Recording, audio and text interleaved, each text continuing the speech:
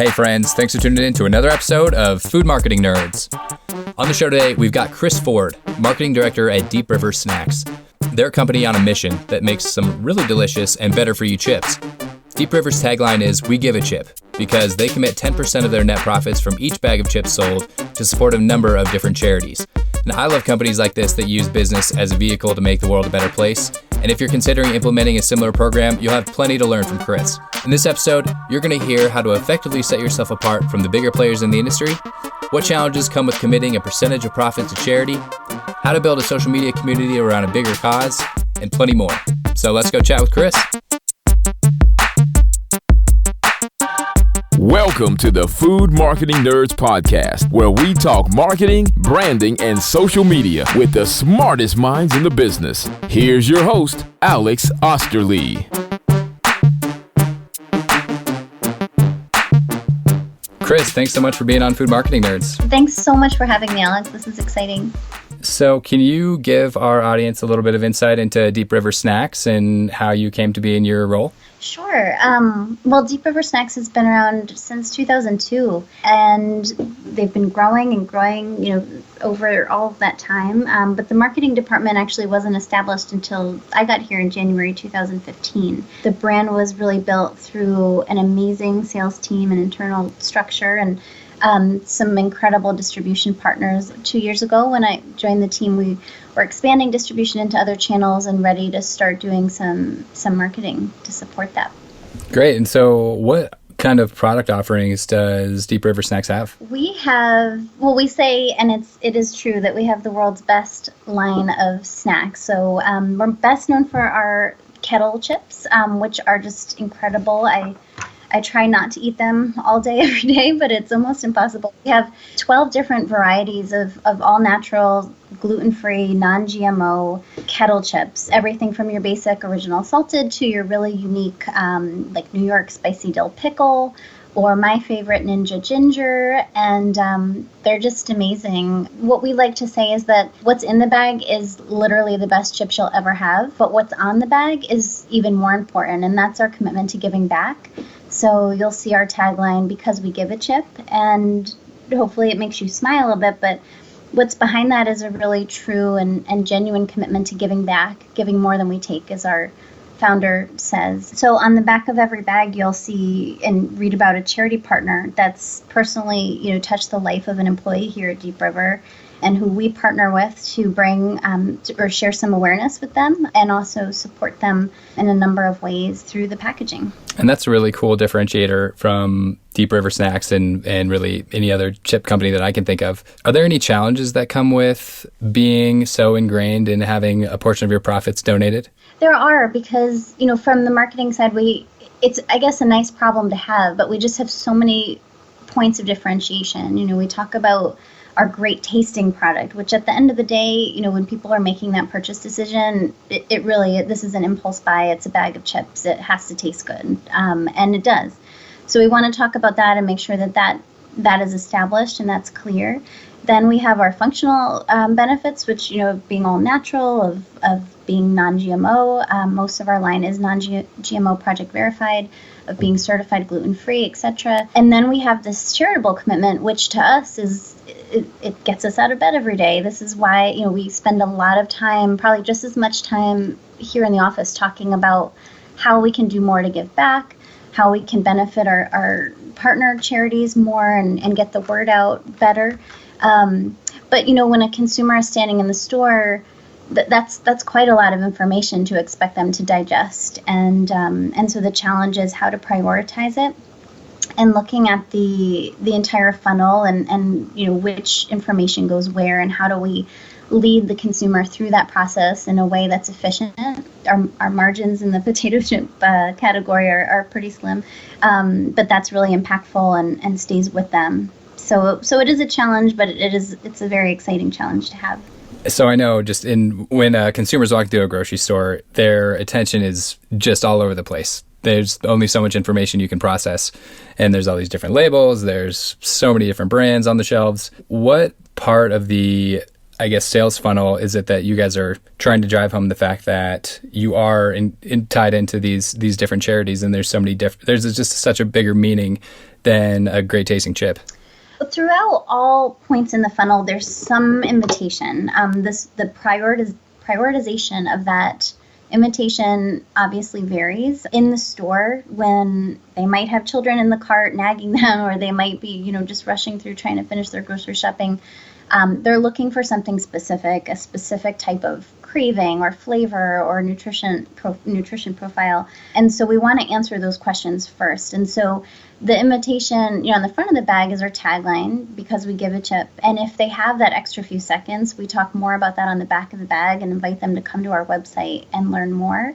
So at the point of sale, we try and keep it, to the functional, you are buying a bag of chips. We want you to know this is a great choice. It's the most delicious chip in the world.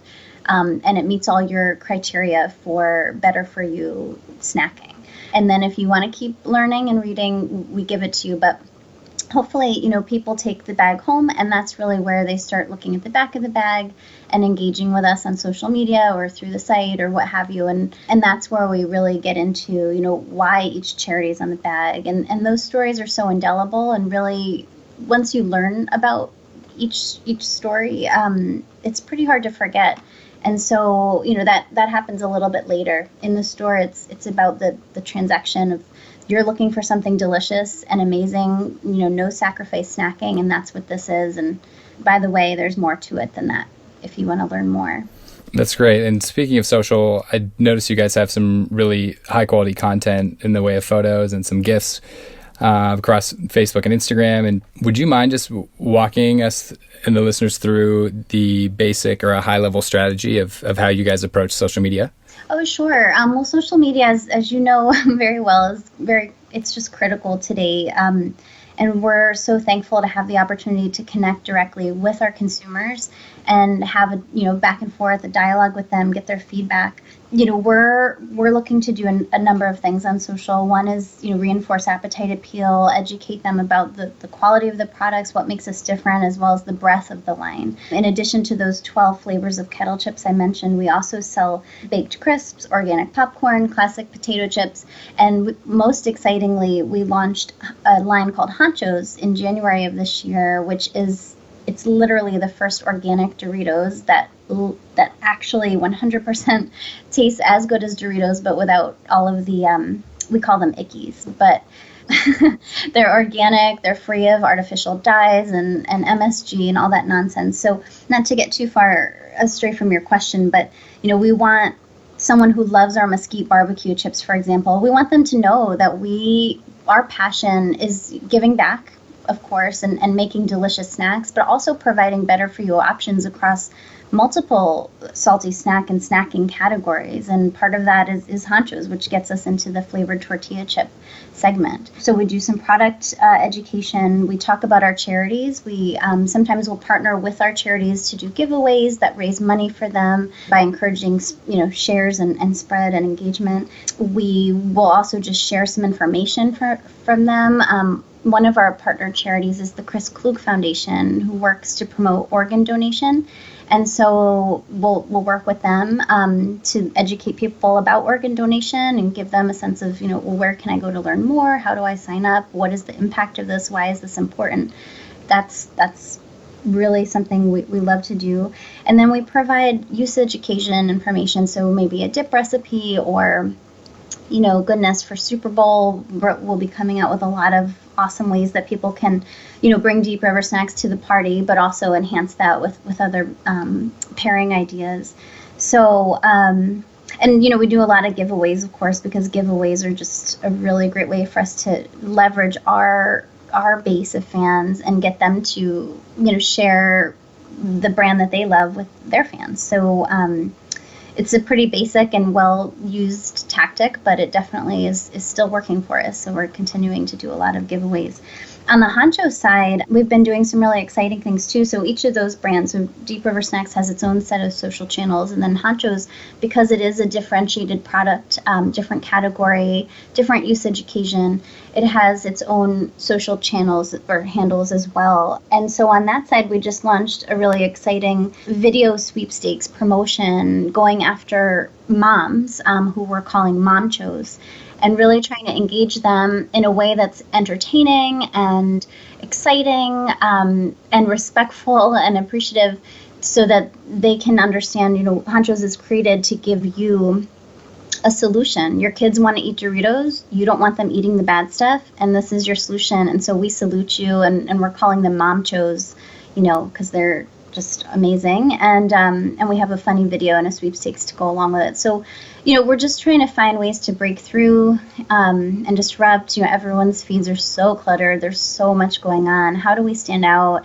How do we make someone smile while educating them about something that's important to us, and making them appreciate that they follow us and not just kind of scrolling through as fast as they can. Right, and I'm curious because you guys have a lot of really great attributes as a company, and the deeper mission behind not only supporting the charities but also being verified non-GMO and gluten-free. In marketing messages, it can be really easy. I guess it's a fine line to making that known as a fact, so that so people can discover it, and then coming off as preachy, which I don't think you guys do at all. So is there a strategy, or can you talk to that point of, I guess, tiptoeing between sounding preachy or avoiding sounding preachy and still getting the deeper message and qualities of your product out there? Yeah, we definitely don't want to alienate anyone or make them feel bad about their choices, but we do want to show them that there is a way to have a great tasting snack without sacrificing on flavor. And so, we try not to go into too much detail around, why are we non-GMO? Because for the people that's really meaningful to, they already know, or, we might direct them to a place where they can learn more, but we just want to make that information available to them. And then, we do have, as part of our social and influencer strategy, some, vertical markets, of course, where we're reaching out to the gluten-free community and talking to them a little bit differently, because they're very, educated on gluten-free and what that means and the details behind it. And so, those deeper, more detailed conversations have a place there where they may not, or I would say do not, to the mass audience, because we don't know if someone really is super interested in that unless they're part of that niche audience. So we invite them in, just like with our charity piece. We invite them in if they want to learn more. We absolutely have more information for them, probably too much information for them on our website and the like. But we go deep on the vertical markets in each of those areas, and then keep it, kind of top line for the general messaging. That makes sense. So more targeting the message to the audience, being cognizant of the fact that certain audiences do want that information versus maybe the broader demographic probably doesn't want that shoved down their throat. Not that you're doing that to the other demographic, but just general.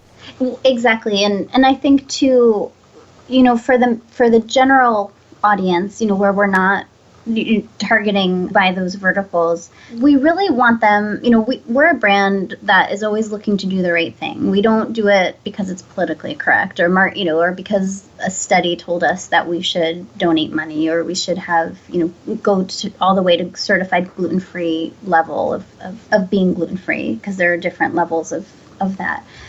We do it because we believe it's the right thing to do. And so in our communications, we're really looking to support a brand that is trusted and build that trust with the consumer. So we're always going to be transparent and authentic in the way we talk, the way we write, how we showcase the product and talk about the product. We have to be genuine. And from that trust, nothing is more important to us than that trust. And then, if people want to know more, they can. So that's where it all starts, is just trust and being truthful.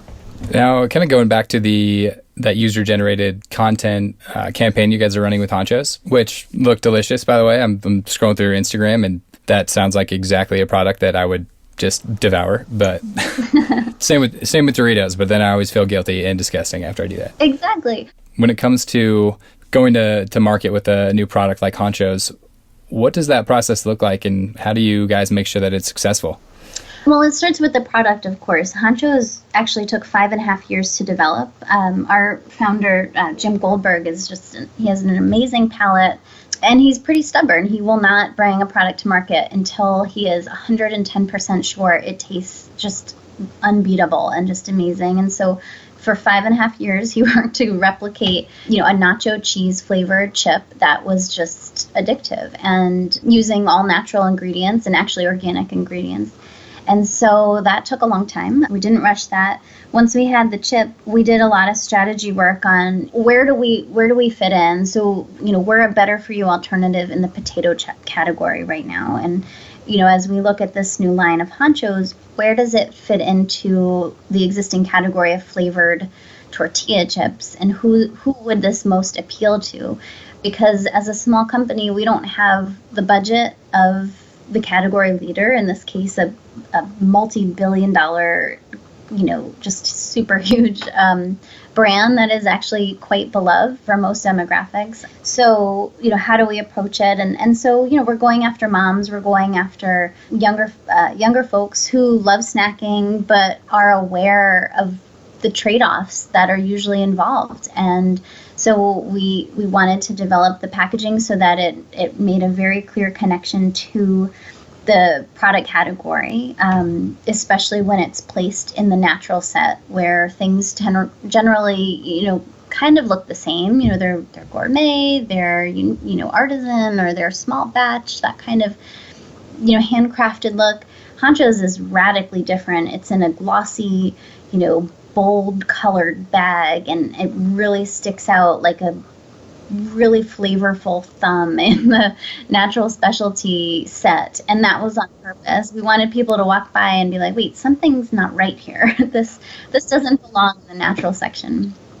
And then, with the whole, the graphic of, the hand and, kind of the Che Guevara style of the package, we say, join the real ingredient revolution. Like you can take back your snack. You don't need to settle for what's out there. You can have all the flavor without, be putting these ingredients in your body. And so, the packaging really had to do a lot of the heavy lifting in the beginning because, we needed to reach people on shelf and educate them about what this was and that there's this new solution for what we believe is a problem.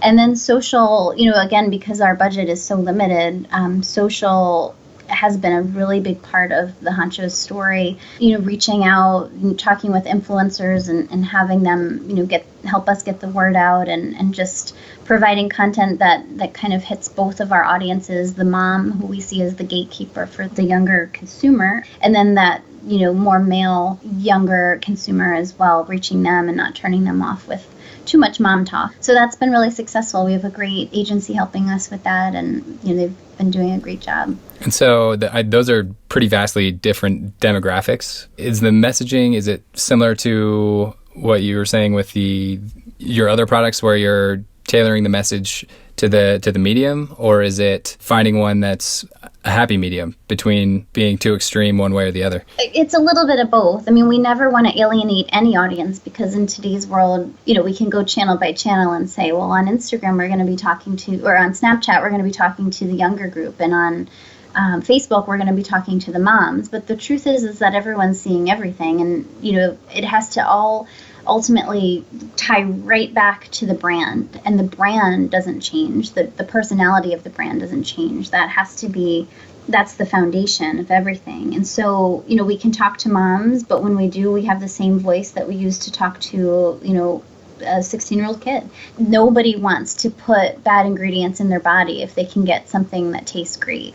And we're really lucky that now we're finding a lot of the, Gen Z consumers, they're so educated and they're so empowered, and they look at the world a lot differently than their predecessors in terms of, like we're gonna change things. We're not settling. And so I think our promise, no sacrifice snacking, resonates with them just as much as it resonates with their moms. So the specifics of the message, the details and granularity of the message changes a little bit, but the voice and the personality of the brand is always the same. And I think that's, it is still a challenge, day to day as we look at the posts and just look at the scheduling and the message strategy over time. It continues to be a challenge because we want to really resonate with both groups and talk their language, but as long as it's anchored back to the brand, that's the saving point there. And that's interesting. I've seen market research saying that Gen Z is actually closer in their, I guess, wants, how they make purchasing decisions to Gen X, who are most likely their parents. Mm-hmm. They're influential groups to each other. Yeah. And which is funny because when I was a teenager, and please don't ever ask my parents, I would never trust their opinions or want to, I was a rebellious teen, I guess. But yeah, they definitely influence each other. And we find Gen X and boomers influence each other as well. So, it's interesting how things work that way. So would you say that Gen Z and Gen X, from your experience, are a little bit isolated from millennials, the Gen Y? A little bit in some respects. I do think there's some interesting commonalities, though. But it's I think Gen Z is still so young. It's hard to some of them are too young to even take a survey online. So I don't know, really be too confident in the research to date. But the early direction is just really inspiring and promising. That's interesting. So I've got a few wrap-up questions. A lot of these we ask a big majority of our guests. And I know, especially with younger or smaller companies, the marketing role wears a bunch of different hats. So is there anything that you use on a daily basis, productivity hacks, if you will, to keep you on top of your stuff? That's an interesting question because I've tried so many different tools, Trello and all these, just a ton of other things, and I love them, but I keep coming back to the most simple, just every day, just forcing myself to take a step back, look at my list. I handwrite a list, and I prioritize the list, and kind of look at the calendar and just think realistically about what's most important, when is it going to get done, and that way it keeps me focused on key priorities and make sure that I can achieve what I need to. And it's simple, and it's also so satisfying to cross things out for me. I know you have a very tech background, and this is a podcast, but pen and paper are my favorite productivity hacks. Hey, I'm fully on board. I make a to-do list and then cross it off when I've actually made my to-do list, just because that it does feel it's slightly rewarding. Oh, there's nothing better. Yeah. Is there anything that you have picked up on the job, or that now that you wish you would have going into your role? One of the things I've realized, through the years is that I didn't know in the beginning is just how important a positive attitude is. Just being engaged and being interested and taking on new projects, and also not being scared to try new things. That's, I think that's really in my nature, but I never realized how valuable it was until looking back and saying, wow, now I'm doing some new things that I've never done before, and it's easy to get a little scared because the stakes are a bit higher now. But 10 years ago, I never did any of those things either, and it all worked out really well, and I got great experience, and that's been such a big part of my career, just jumping in and doing things. And I think having a positive attitude and that openness to learn and participate has been a real, we don't talk about it enough, I think, as managers and as organizations, but that's just so important. I know here with the people I work with, everyone just has such a great attitude and is so open and helpful and wanting to take on new challenges. That's what companies like ours that are growing so quickly, that's what we not thrive on, I guess live on. We need that, and we're so fortunate to have it with the team we have today. Oh, and I totally agree. The mindset is really everything. And so, last question, is there any books that come to mind as far as business or marketing that have really shaped the way that you approach your job? Yes, so many. I'm always reading. There's so many helpful resources out there, but I keep coming back, and it's been, I'm embarrassed to say how many years, but my former boss at Annie's Homegrown, Laura Kirkendall, had given me a book by David Aker called Building Strong Brands, and it's foundational. It was written, I don't even remember what year it was written in, but it's just such a nice, solid framework for thinking about branding, and I keep it here in my office, and I refer to it often, and it's just been a great reference for me. So every time I hear of a new book that I haven't read, I always go and basically order it on Amazon immediately. So I consistently have new books coming that just stack up. So I'll get to them eventually, but I'll add that one to the list.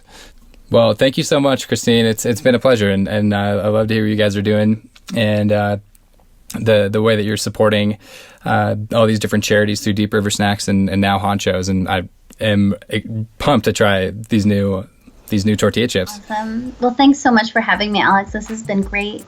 I appreciate it.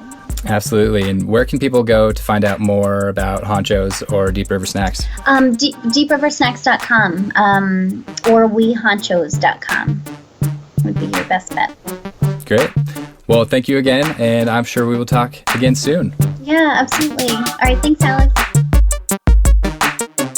Thank you all again so much for listening to the podcast. And if you guys are finding any value or enjoying what you're listening to, we would really appreciate if you go over to iTunes and give us your honest feedback in the ratings and reviews section. It would really help us out. So thank you all again, and we'll look forward to talking to you on the next episode.